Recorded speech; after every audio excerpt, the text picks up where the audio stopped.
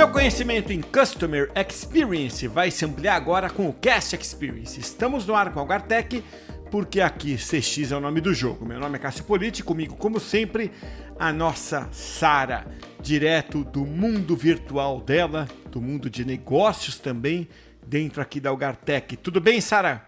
Oi, Cássio. Tudo bem comigo? E com você? Olha, hoje a gente vai falar da jornada do cliente, a jornada on e offline, porque em muitas empresas não dá mais para dissociar uma da outra, né, Sara? Eu concordo plenamente. As jornadas on e offline se misturam. O cliente pesquisa online e compra na loja ou vice-versa. A experiência tem que ser integrada para gerar confiança e consistência da marca. Mas onde é que você acha que está o desafio disso para CX, hein? O grande desafio é fazer a jornada ser de fato uma só. Não pode ter ruptura entre o on e o offline. O cliente precisa sentir que está lidando com a mesma marca em qualquer canal em que estiver.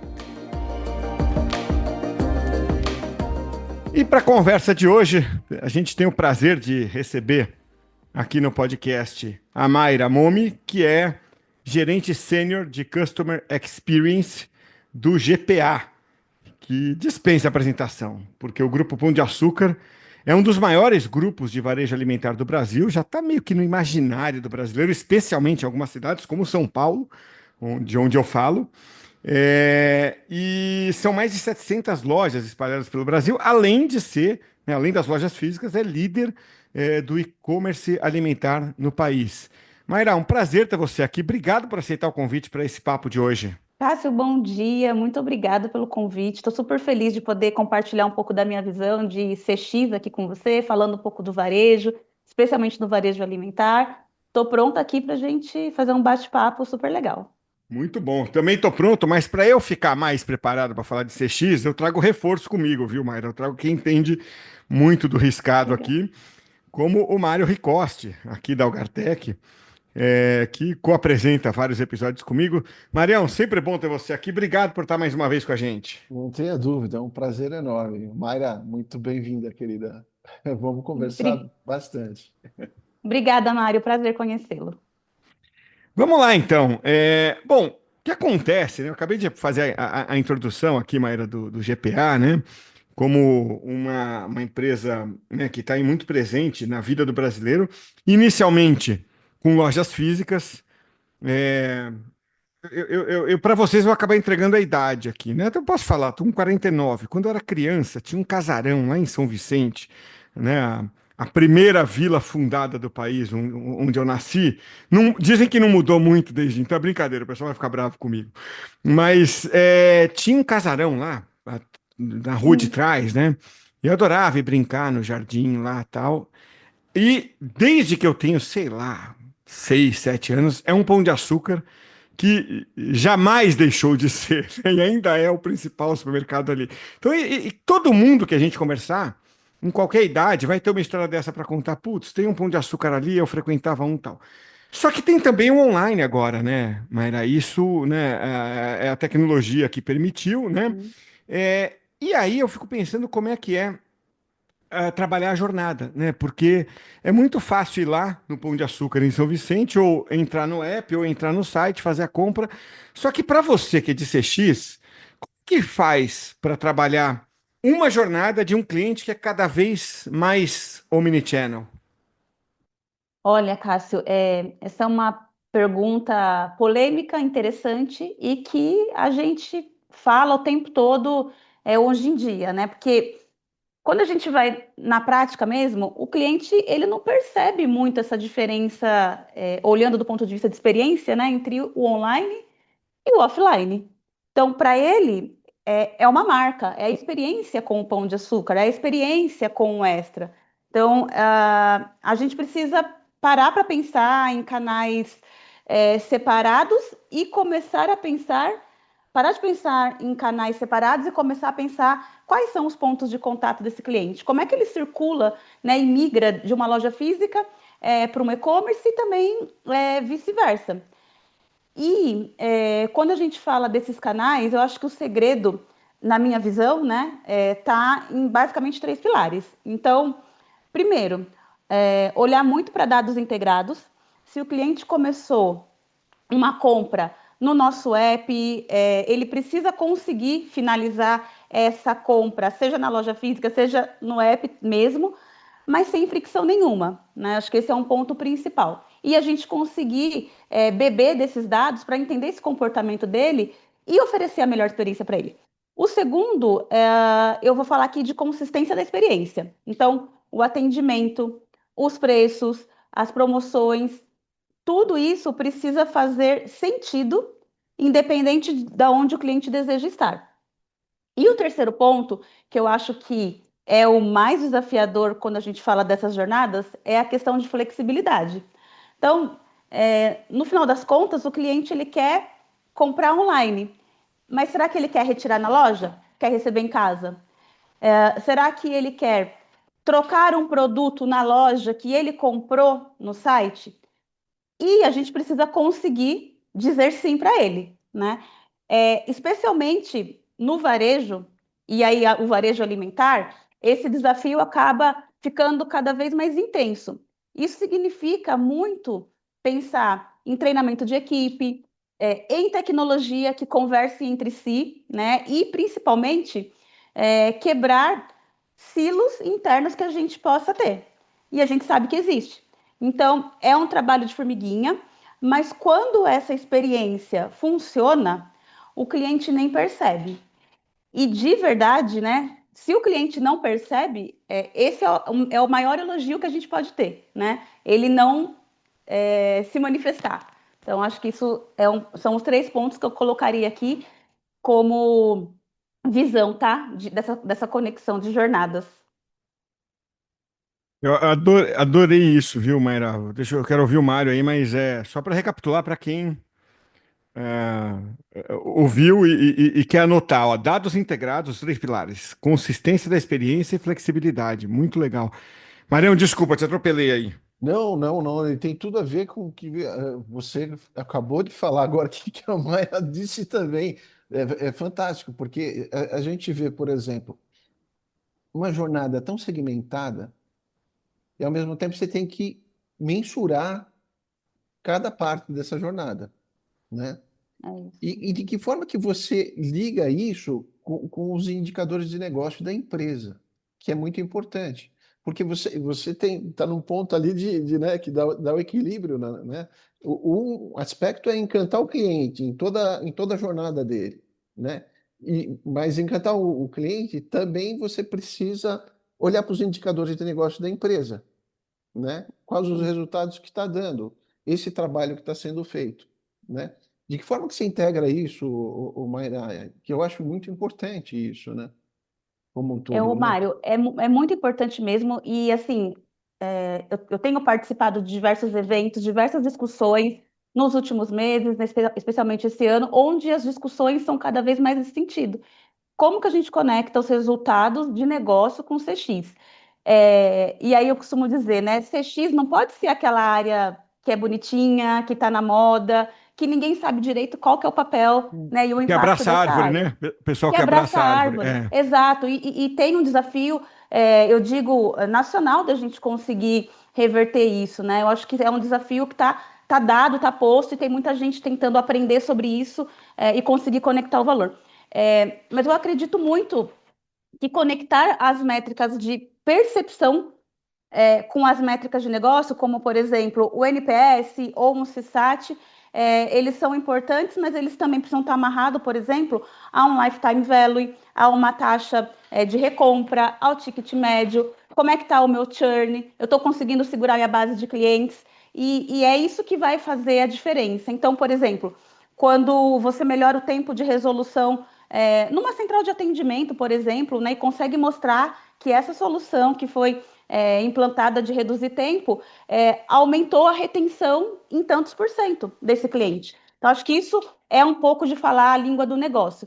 Outra coisa também é olhar para a jornada de compra, toda a experiência desse cliente e desenhar todos os touch points e entender um pouquinho qual é o indicador de negócio que faz conexão com esse touch point e eu posso trazer relevância. Então, por exemplo, quando eu falo de uma compra online e eu tenho que fazer o login no site ou no app, Se eu tiver um problema, né, como cliente, não conseguir fazer o login nesse site, nesse app, começar a acionar a central de atendimento, eu consigo mensurar o quanto aquele problema, que pode ser um problema sistêmico ou algum outro tipo de problema, quantas vendas eu estou deixando de fazer, dado o volume de ligações que eu estou recebendo. E não só o quanto eu estou perdendo em venda, mas também o quanto eu estou gastando mais em despesa por ter um problema que antes talvez eu não tinha.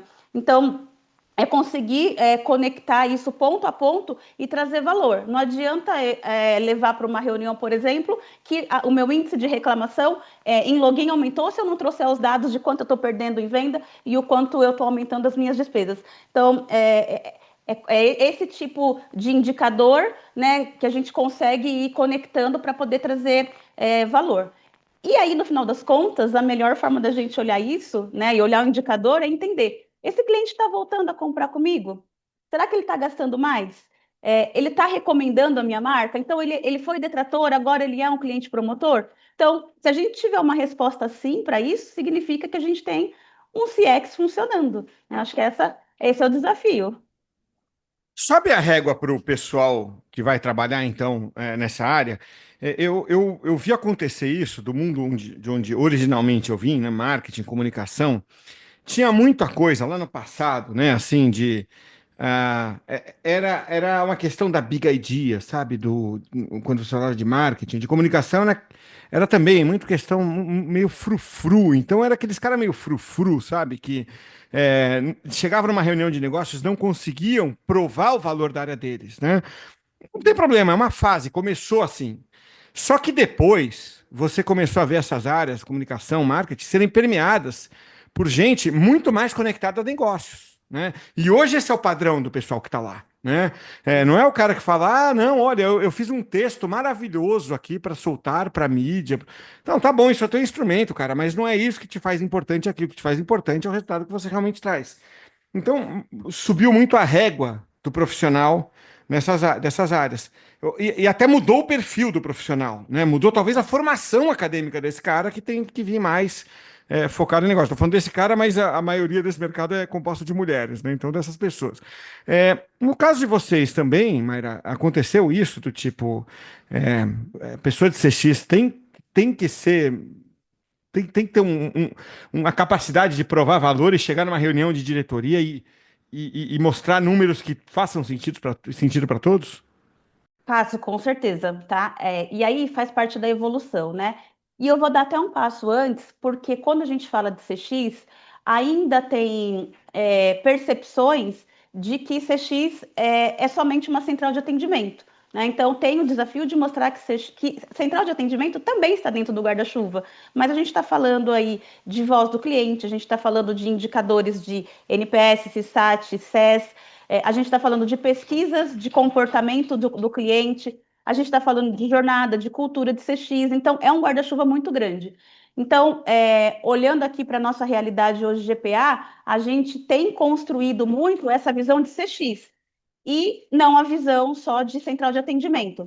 Então, de fato, quando você traz esse movimento de CX, você precisa cada vez mais provar valor. E aí, provar valor sempre com dados. Então, muito conectado a informações que vêm de negócio, muito conectado às informações que são geradas pelo próprio time de marketing, mas com a visão de Martech, né, que é perfil, comportamento do consumidor, e também olhando para os indicadores de operação. Então, esse é um caminho que a gente tem trilhado aqui dentro e que é um movimento generalizado também do mercado, né? Acho que é só assim para você conseguir mostrar valor e até fazer mudar a rota de algo que realmente gera impacto e conectando com um planejamento estratégico, por exemplo. Legal. Você sabe que você fala em gerar valor, me ocorre uma coisa muito interessante, porque a gente até, você falou um pouco disso, né? A gente falou dos indicadores de CX, né? Em relação aos indicadores de negócio, né?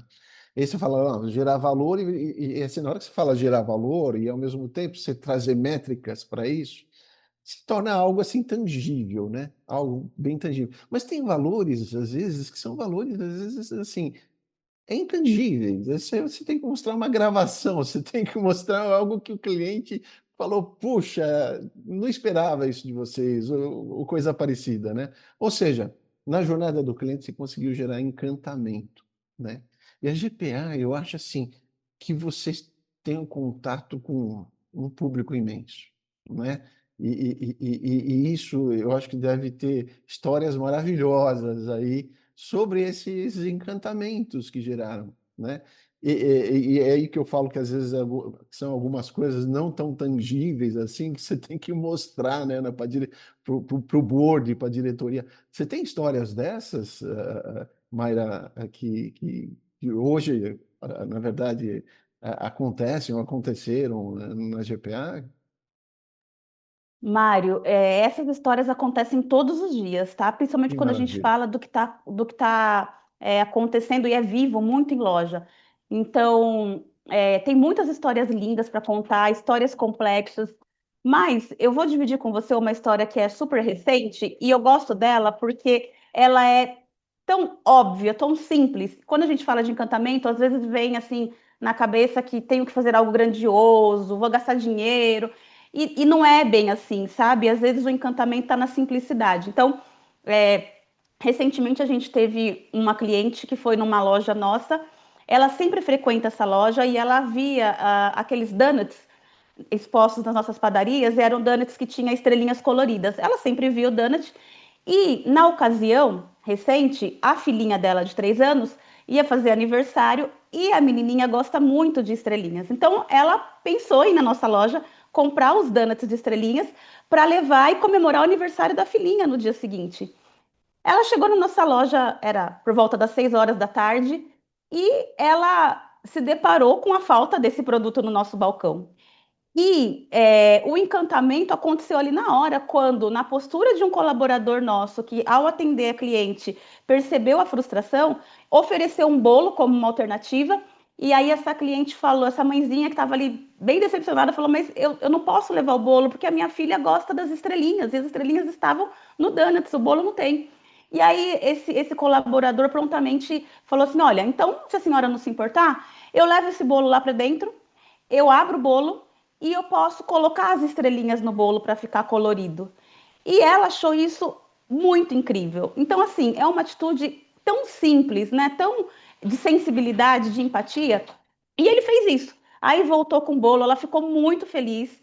E essa alegria dela foi tanta que ela foi espontaneamente nas nossas redes sociais para deixar um recadinho para a gente, né, no nosso perfil de Pão de Açúcar. E aí a gente capturou isso, a gente conversou com ela e foi entender. E aí ela mostrou que no dia seguinte ela levou esse bolinho para a filhinha dela na cama. E ela fez toda a filmagem e mostrou a alegria da filha dela. Então ela falou: olha, eu jamais imaginava ou esperava que ao não ter o produto, o colaborador pudesse personalizar para mim. E ele fez isso, e assim, o Pão de Açúcar me ganhou muito. Então, eu não abandono, né? Eu vou continuar indo lá. Então, Sim.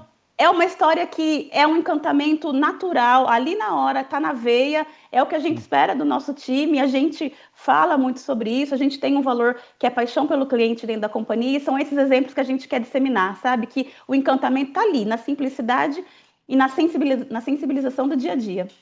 Na verdade, a gente servindo gente, né? É que É gera isso, essa paixão, né? Esse encantamento, né? Isso é muito bom.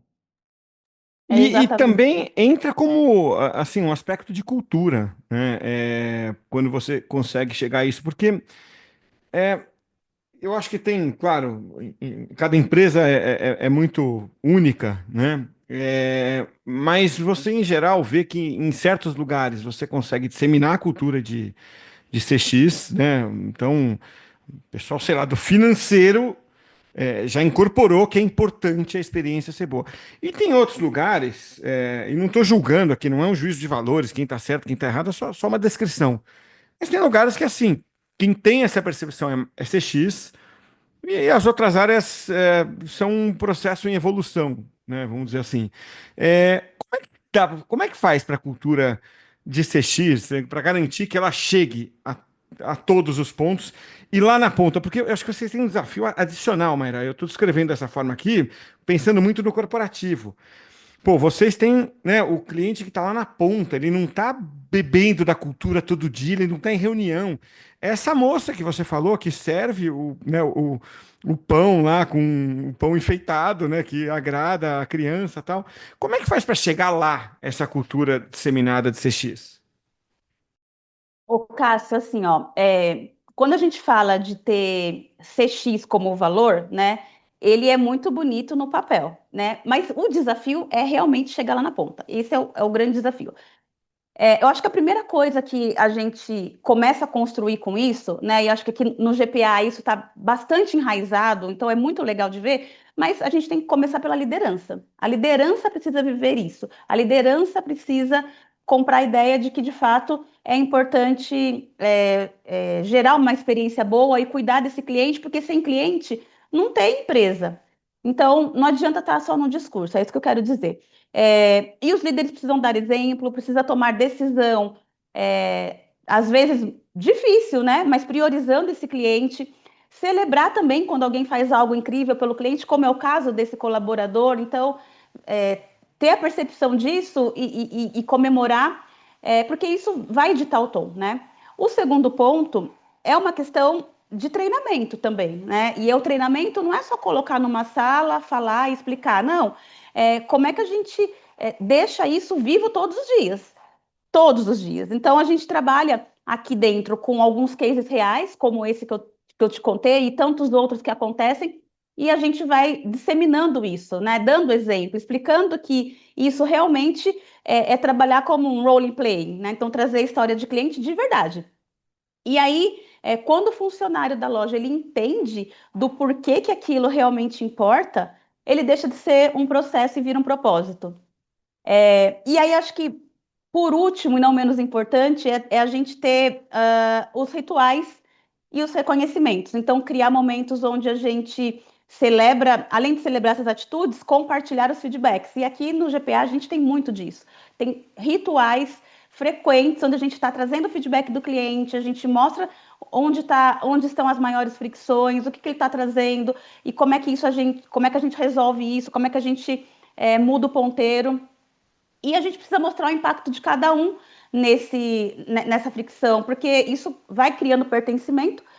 E no varejo, onde o turnover é tão alto, isso faz muita diferença. É mostrar que cada um ali tem impacto e é dono. E eu acho que tem uma dica, né, um truque, se é que eu posso dizer assim, que eu acho que sensibiliza muito, além dos rituais e além da liderança, que é você levar a liderança para se aproximar do cliente. Então, por exemplo, aqui a gente tem levado diretores para fazer escutativa lá na nossa central de atendimento, de colocar ali para ouvir. Isso gera uma sensibilização incrível.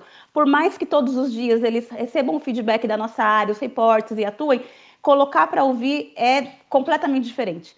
Outra situação também dentro das pesquisas que a gente faz com o cliente, trazer para a roda de conversa, quando a gente faz focus group, também trazer a liderança para acompanhar, para vivenciar isso, para ouvir, porque essa conexão ela é muito poderosa, né, para gerar essa empatia.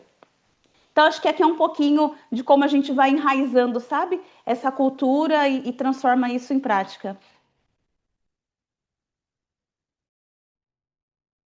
Maravilha. E você falou assim, e aí eu queria te fazer uma pergunta com um foco um pouco em tecnologia, né? Você falou em ouvir, né? Você falou em ouvir o cliente, a liderança ouvir o cliente. Vocês devem ter práticas aí de monitoria, né? E talvez até soluções de inteligência artificial que utilize essa prática de detectar, né? Na verdade, ouvir o cliente, né? Não só fazer uma análise ouvindo o humano está ouvindo, mas também eu acho que a inteligência artificial ela ajuda um pouco nesse aspecto também, né? Hoje vocês têm essa prática também com esses temas? Sim. Ô, Mário, a gente tem evoluído muito nessa questão de tecnologia e de inteligência artificial aqui dentro. A gente utiliza isso já hoje na nossa operação, mas a gente tem buscado cada vez mais, né? Trabalhado nesse desenvolvimento de evoluir e conseguir conectar também todos os canais para que a gente tenha uma visão única, 360 graus, da voz do cliente. Então, hoje a gente tem canais centrais de atendimento, eu tenho redes sociais, eu tenho Reclame Aqui, eu tenho Gov, eu tenho NPS, eu tenho as pesquisas, como eu trouxe, eu tenho o feedback que acontece na hora, lá na loja, na ponta. Então, tem o desafio de trabalhar em inteligência artificial com a conexão de todos os canais e não só com os canais individualizados, né, que é essa transformação que a gente vem trabalhando aqui dentro do GPA hoje, sabe? Maravilha. Assim, vocês realmente se ocupam com a experiência do cliente, né? Isso é extremamente importante, né? E até acho que mais do que Parabéns. isso, não, super obrigada. Eu acho que mais do que isso é a gente conseguir nessa conexão, nessa visão 360 graus, saber que o Mário esteve na nossa loja, ele teve uma situação que não foi confortável, ele acionou a nossa central de atendimento. Numa segunda visita, ele acionou a rede social. Numa terceira visita, ele respondeu uma pesquisa e a gente saber que todos aqueles feedbacks, por diferentes que sejam, é do Mário. E o Mário tem esse comportamento e é assim que ele percebe, é assim que ele prefere. E a gente precisa encontrar um caminho óbvio para o Mário, né? Então, acho que esse trabalho vai ajudar muito a gente ter essa visão única na voz do cliente. E a tecnologia também ajuda a condensar esses dados, porque CX é uma informação muito qualitativa, né? Você tem um mix de quantitativo com qualitativo, mas o qualitativo pesa muito. E só voltando no ponto que você trouxe, que os diretores vão lá, têm contato com o cliente e tudo, é, tem algum perfil que se surpreende mais? Né? Seja perfil pessoal, seja perfil por cargo, né, ou por tempo de empresa, mas tem alguém que tipicamente, assim, quando recebe uma informação, fala, cara, eu nem imaginava isso, eu imaginava às vezes o contrário disso. Tem histórias que te fazem concluir um perfil, alguém que toma um susto maior? Eu acho que assim, né? De uma maneira geral, o susto ele é generalizado. E de novo, né? Eles já estão acostumados a ouvir a voz, o ponto de fricção, o que o cliente está trazendo, mas a gente traz isso de formas numéricas muitas vezes, né? Em dados. E eu acho que o susto vem quando ele percebe que tem um atendente ali tentando resolver um problema de um cliente que está pedindo ajuda e que para a gente resolver o problema desse cliente, tem uma série de processos internos que a gente precisa desburocratizar para conseguir trazer agilidade, trazer velocidade. Eu acho que isso gera um pouco desse inconformismo, sabe? Desse susto. E também quando a gente fala de perfis de cliente, que eu acho que aí também é um ponto crucial, porque a gente tem a gente olha, né, o cliente de uma forma segmentada dentro da companhia, então eu sei quem são os meus clientes mais valiosos e mais premium, e eu preciso cuidar cada vez mais dele. Óbvio que a gente vai cuidar dos outros também, mas ele é o cara que tem uma composição importante no meu faturamento, e a gente percebe isso dentro da operação. E aí, quando tem um diretor, né, ali vendo que tem esse tipo de cliente passando por uma situação que como é que podia ter acontecido essa situação, né? Como que ele pode ter esse problema? Então, acho que esse inconformismo ele acaba sendo generalizado, sabe? E, obviamente, que cada diretor, quando olha para o seu pedaço e vê, cara, esse problema aconteceu lá no meu pedaço, isso não pode acontecer, deixa eu ligar agora. Então, a gente vê isso, às vezes. O diretor fazendo a escuta lá e pegando o telefone no paralelo, enquanto faz a escuta, liga para o time que está em campo, enfim, para tentar agilizar. Então, acho que isso acaba sendo bem. E eu gosto que é generalizado, porque o inconformismo está em todo mundo ali. Maravilha. Puxa, quero te agradecer muito, Mayra, pelo papo. Uma delícia conversar com você. E é sempre impressionante, né, ouvir uma empresa do porte do GPA trazer, né, como é que ela lida com clientes, porque são muitos clientes, né? E imagino que uma boa parte desses clientes sejam clientes exigentes, né, pelo perfil de público que atende. Exigentes deve ter os problemáticos também, que a gente sabe, né?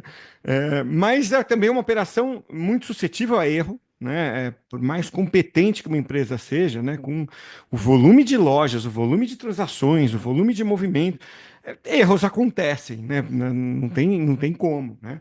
Então é sempre impressionante ouvir, né, uma executiva, né, dentro de um coração de uma operação tão grande, tão importante, contar esses detalhes. Então, muito obrigado por trazer essas informações e o seu ponto de vista hoje aqui, Mayra.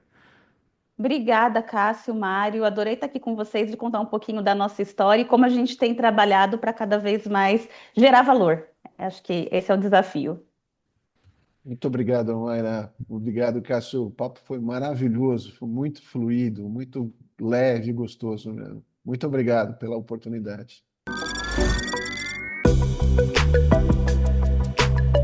É isso aí, vamos chegando então ao final do episódio de hoje. Eu adorei aquela coisa do início do programa, dos 3 pilares da jornada on e offline que a Mayra Momi do GPA trouxe pra gente, viu, Sara? Eu também. Tomei nota aqui. Dados integrados, consistência da experiência e flexibilidade. Vale a pena pensar nisso sempre que você for estabelecer uma jornada on e offline. É isso aí. O episódio de hoje fica por aqui. Fica o meu convite para você deixar 5 estrelinhas no seu agregador e compartilhar esse episódio com mais gente de CX. Obrigado e até a próxima, hein?